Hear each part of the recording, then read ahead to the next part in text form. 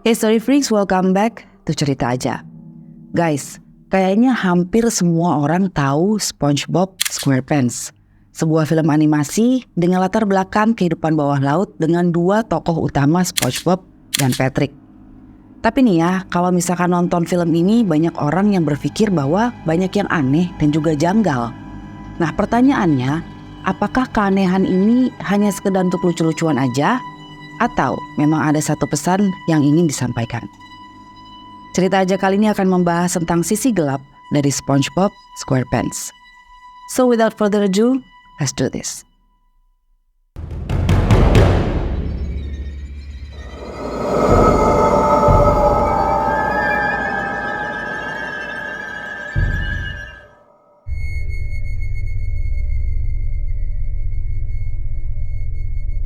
SpongeBob SquarePants adalah sebuah serial animasi yang populer di channel Nickelodeon.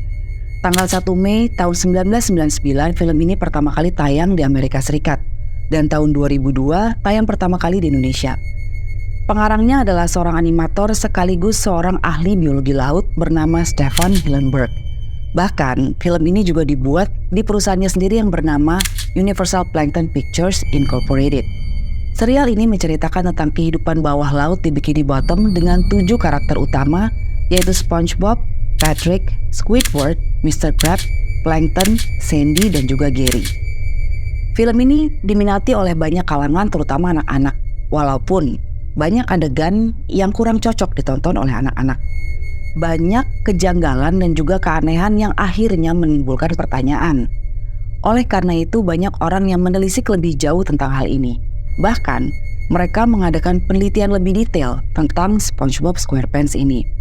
Karena bagi mereka film ini mempunyai sisi gelap, bahkan konspirasi. So guys, mari kita bahas satu-satu. Yang pertama yaitu Bikini Bottom.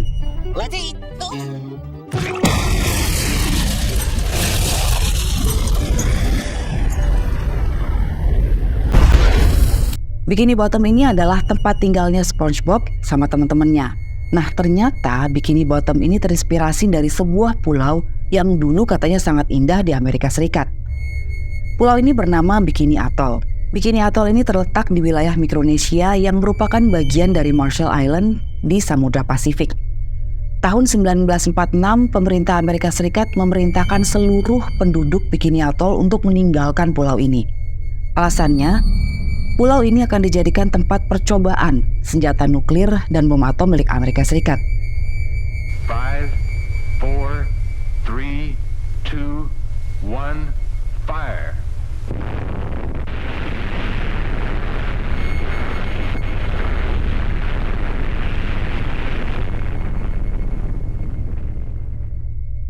Total ada 23 ledakan yang terjadi di sana.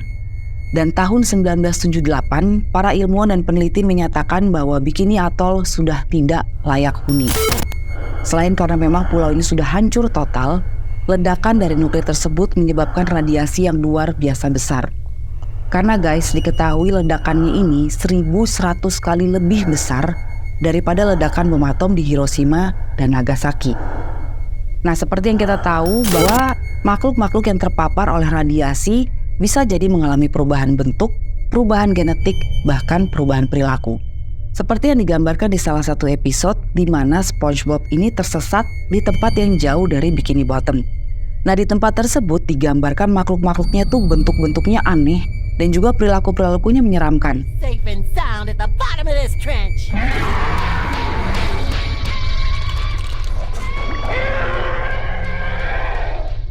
Yang kedua yaitu Mr. Krabs.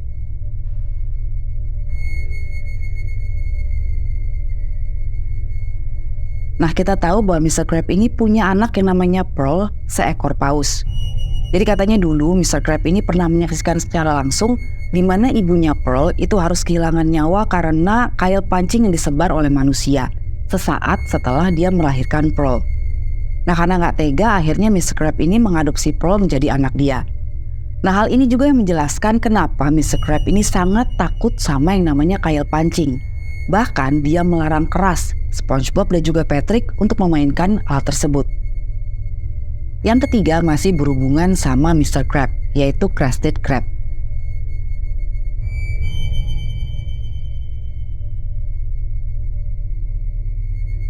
Nah, Krusty Krab ini adalah restoran tempat Mr. Krabs menjual Krabby Patty-nya.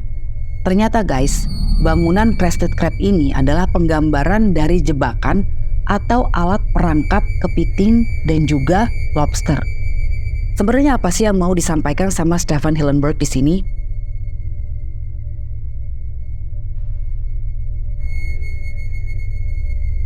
Next, yang keempat, yaitu resep Krabby Patty. Nah, ini banyak sekali orang yang bertanya. Bahkan Nickelodeon pernah memposting secara resmi resep dari Krabby Patty ini.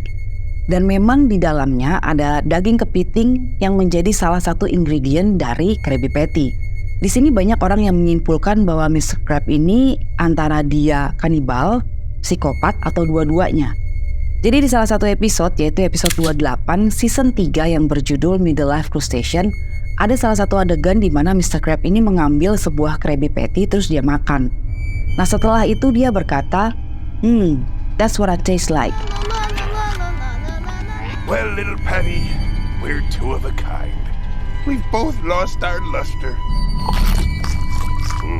So that's what I taste like. Dan juga dengan gencarnya dia mempromosikan Krabby Patty yang membuat orang-orang berpikir bahwa dia adalah psikopat karena dia memasarkan daging kaumnya sendiri. Yang kelima yaitu SpongeBob.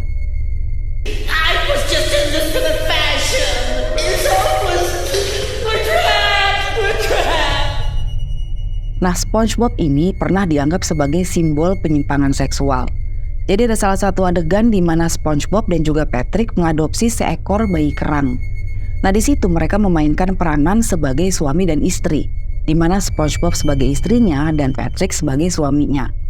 Dan ada salah satu adegan lagi di mana SpongeBob mengatakan kata imajinasi sambil tangannya menggambarkan simbol pelangi.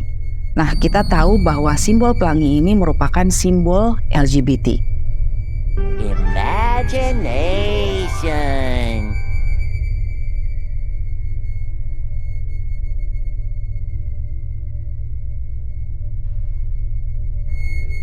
Nah, yang keenam ini agak lumayan mengerikan nih guys.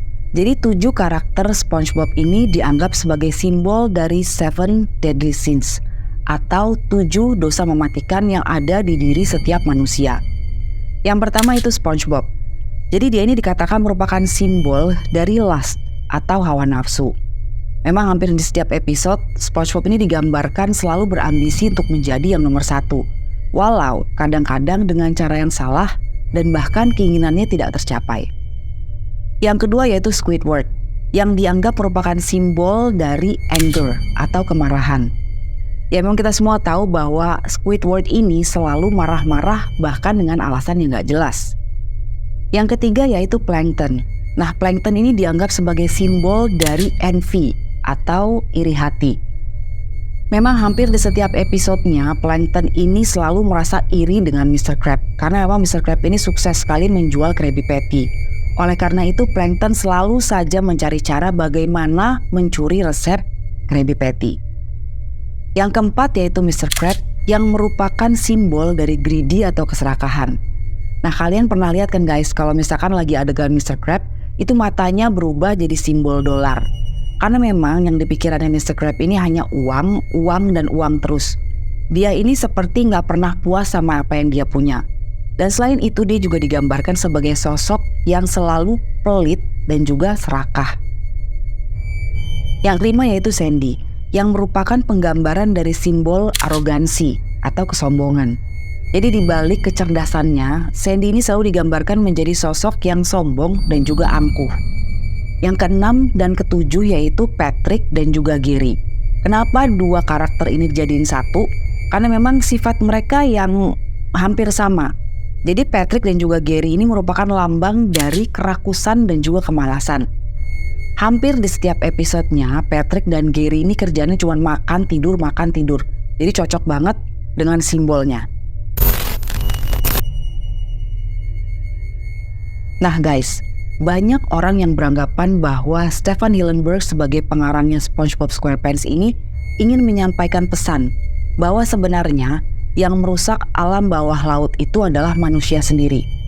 Dengan ledakan, dengan penangkapan secara brutal dan liar, dan juga dengan membuang sampah sembarangan, dan masih banyak lagi perbuatan manusia yang merusak laut. Karena guys, perbuatan manusia yang merusak alam gak cuma alam bawah laut, semua alam yang dirusak itu akan membawa dampak buruk bagi kehidupan manusia itu sendiri. So guys, gimana menurut kalian tentang apa yang udah aku bahas tadi? Kalau misalkan kalian memang punya saran atau kritik atau apapun itu namanya, silakan share di komen. Jadi sekian dulu videoku kali ini. Terima kasih buat kalian sudah menonton. Buat yang belum subscribe, di-subscribe dulu. Jangan lupa juga buat di-like, share, dan komen. Dan tekan tombol lonceng supaya kalian tidak ketinggalan video dari aku. Aku Erika, stay freak. Bye.